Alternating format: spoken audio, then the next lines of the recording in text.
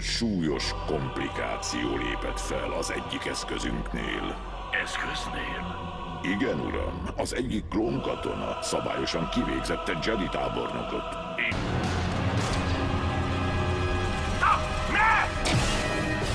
Úgy tűnt, hogy a klón önkívületben cselekszik. Nem volt ura a tetteinek. Rendben. Nem látom jelét semmiféle fertőzésnek a vérében. Ez különös. A vizsgálati leletek mindegyike negatív. Ez a klón tökéletesen egészségesnek tűnik. Akkor valami fölött átsiklottunk. Nem emlékszik rá, mi történt. Ez vagy betegség, vagy méreg. Igen, okozhatta egy vírus vagy egy toxin, de csak találgatok. De a tumor... Ez a tumor, mintha az agyból blokkolná az idegi impulzusok közvetítődését. A többi klónt is meg kellene vizsgálnunk, hogy kiderüljön, az eredeti genetikai modellhibás, vagy mutációval van dolgunk. Nincs itt semmiféle tumor. A vizsgálat hibás volt. De... Ezt a klónt nyilvánvalóan valamilyen vírus támadta meg. Kioltjuk hát az életét, és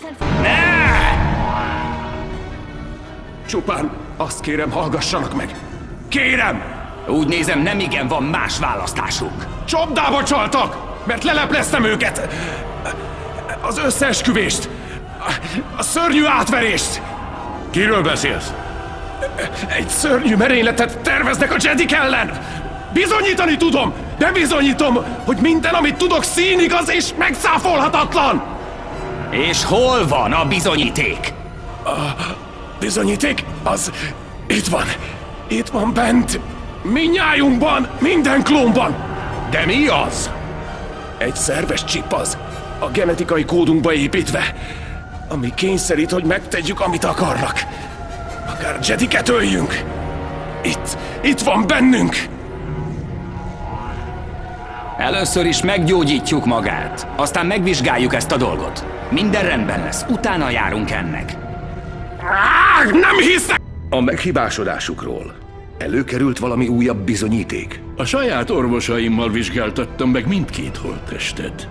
És kiderült, hogy Nalasé tényleg átsiklott valami fölött vizsgálatai során. Talált tehát egy másik okot? Egy parazitát. Tyrannus nagyúr, készhez kapta már a megrendelt inhibitor csippet? Igen, megkaptam. Jó munkát végzett, doktor.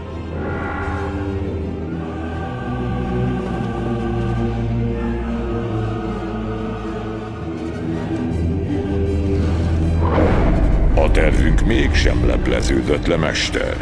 A gondot okozó klón meghalt, és a Jedik még mindig nem sejtenek semmit. Helyes.